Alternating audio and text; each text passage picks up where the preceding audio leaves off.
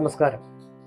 ശിലായുഗം തൊട്ട് കേരളത്തിൻ്റെ 5000 വർഷത്തെ ചരിത്രം പറയുന്ന ചെറിയൊരു വീഡിയോയുമായാണ് ഞാൻ ഇന്ന് വ്ലോഗ്ലോകത്തിലൂടെ നിങ്ങൾക്ക് മുന്നിലെത്തിയിരിക്കുന്നത്.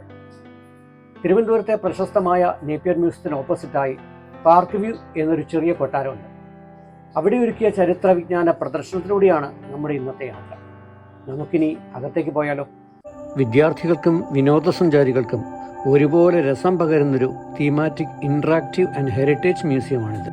തിരുവനന്തപുരത്തെ പ്രശസ്തമായ മ്യൂസിയം ആൻഡ് സൂവിന് നേരെ ഓപ്പോസിറ്റായി കാണുന്ന സുന്ദരമായ പൈതൃക മന്ദിരം ആദ്യകാലങ്ങളിൽ തിരുവിതാംകൂർ ചീഫ് സെക്രട്ടറിമാരുടെയും പിന്നീട് മന്ത്രിമാരുടെയും ഔദ്യോഗിക വസതിയായും തുടർന്ന് ടൂറിസം ഡയറക്ടറുടെ ഹെഡ് ഓഫീസായും കൊളോണിയൽ ശൈലിയിൽ പണിതീർത്ത ഈ മന്ദിരം പ്രവർത്തിച്ചിരുന്നു. 2 നിലകളിലായി സജ്ജീകരിച്ചിരിക്കുന്ന പ്രദർശന വൈവിധ്യത്തിലൂടെ കേരളത്തിൻ്റെ ഇന്നലത്തെ ചരിത്രം നമുക്ക് മനസ്സിലാക്കാം. അതിനായി കിയോസ്ക് സ്ഥാപിച്ചിട്ടുണ്ട്. ഓരോ ടൈറ്റിലും വിരലമർത്തുകയേ വേണ്ടൂ. അവയെപ്പറ്റി ആവശ്യമുള്ള വിവരങ്ങളെല്ലാം കിട്ടും. പ്രാചീന ശിലായുഗത്തെപ്പറ്റിയും മധ്യശിലായുഗത്തെപ്പറ്റിയും ഒക്കെ അറിവ് തരുന്ന ഗാലറിയാണ് ഇത്. കേരളത്തിലെ വിവിധ പ്രദേശങ്ങളിൽ നിന്നും കണ്ടെടുത്ത ശിലായുധങ്ങൾ ഇക്കൂട്ടത്തിലുണ്ട്. ഇത് വയനാട്ടിലെ എടയ്ക്കൽ ഗുഹയിൽ നിന്ന് ലഭിച്ച ചിത്രമാണ്. 1894 ഫ്രെഡ് ഫൗസറ്റ് ആണ് ഇവയെ ആദ്യമായി കണ്ടതും പുറംലോകത്തെത്തിച്ചതും.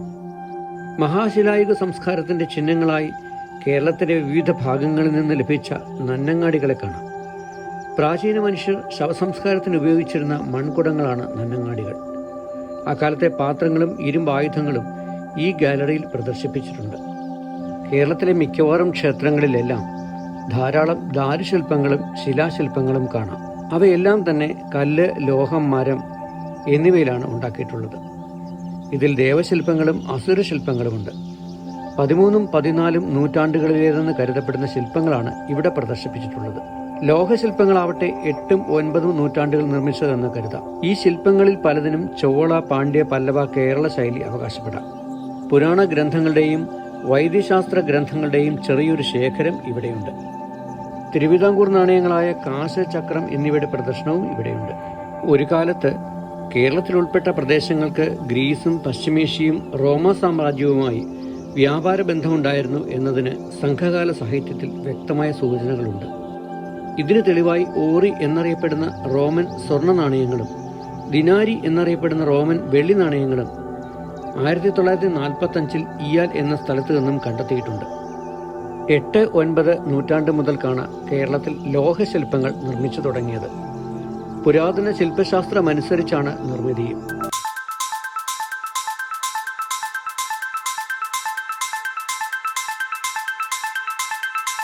മുൻപ് തിരുവിതാംകൂറിന്റെ ഭാഗമായിരുന്ന കന്യാകുമാരി, തിരുനെൽവേലി എന്നിവിടങ്ങളിൽ നിന്ന് കിട്ടിയതാണ് ഇവിടുത്തെ ഭൂരിഭാഗം ലോഹശില്പങ്ങളും.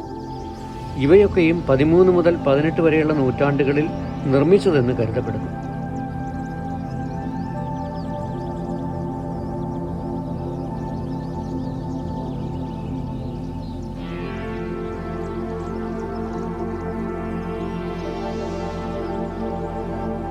പണ്ടൊക്കെ 4 കെട്ട് 8 കെട്ട് തുടങ്ങിയ വീടുകൾ കേരളത്തിൽ സർവ്വസാധാരണമായിരുന്നു.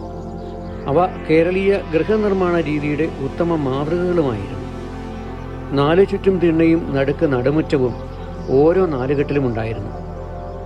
നടുമുറ്റത്തിന് ചുറ്റുമുള്ള വരാന്തകളിൽ നിന്ന് 4 ഭാഗത്തുള്ള മുറികളിലേക്ക് വാതിലുകളും ഉണ്ടായിരുന്നു. അവയെ തെക്കിനി, വടക്കിനി, കിഴക്കിനി, പടിഞ്ഞാറ്റിനി എന്ന് വിളിച്ചിരുന്നു. എല്ലാ മുറികളിലും വായുസഞ്ചാരം ഉണ്ടാകും എന്നതാണ് 4 കെട്ടുകളുടെ പ്രധാന പ്രത്യേകത. 100 കൊല്ലത്തിനു മുമ്പ് കേരളീയ ഭവനങ്ങളിൽ ഉണ്ടായിരുന്ന അടുക്കളയുടെ മാതൃകയാണിത്. അടുപ്പുകൾ തറനിരപ്പിലാണ് ഉണ്ടായിരുന്നത്.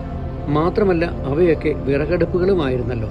അടുപ്പുകൾ ഉണ്ടാക്കിയിരുന്നത് കളിമണ്ണ് കൊണ്ടാണ്. അടുക്കള പാത്രങ്ങളോ തടി, മുള, മണ്ണ് തുടങ്ങിയ പ്രകൃതിദത്ത വസ്തുക്കൾ കൊണ്ടായിരുന്നു നിർമ്മിച്ചിരുന്നത്. കേരളത്തിലെ ക്ഷേത്രങ്ങളുടെയും ക്രൈസ്തവ ദേവാലയങ്ങളുടെയും കൊട്ടാരങ്ങളുടെയും ചുമരുകളിൽ നിറയെ വർണ്ണചിത്രങ്ങൾ കാണാം. അവയാണ് ചുമർ ചിത്രങ്ങൾ.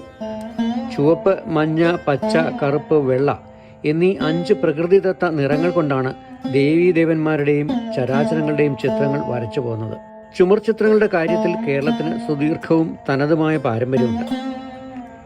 കേരളത്തിലെ വിവിധ സംഗീതോപകരണങ്ങളുടെ നല്ലൊരു കളക്ഷൻ ഉണ്ട് ഇവിടെ. നമ്മുടെ നാടോടി സംഗീതവാദ്യങ്ങളിൽ പ്രമുഖമാണ് പുള്ളുവ വീണ, കുടുക്ക വീണ, നന്ദുണി, ഏകതാരി തുടങ്ങിയവ. കുഴൽവാദ്യങ്ങളിൽ കൊമ്പും കുഴലും താളവാദ്യങ്ങൾക്കൊപ്പം ഉപയോഗിച്ചു പോരുന്നു. ശംഖ്, തിമില, മദ്ദളം, കൊമ്പ്, ഇടയ്ക്ക, ഇലത്താളം എന്നിവ ചേർന്ന മനോഹരമായ താളവാദ്യ സമന്വയമാണല്ലോ പഞ്ചവാദ്യം. വീണ, തമ്പുരു, തബല തുടങ്ങിയ വാദ്യോപകരണങ്ങളും ഇവിടെ പ്രദർശനത്തിലുണ്ട്.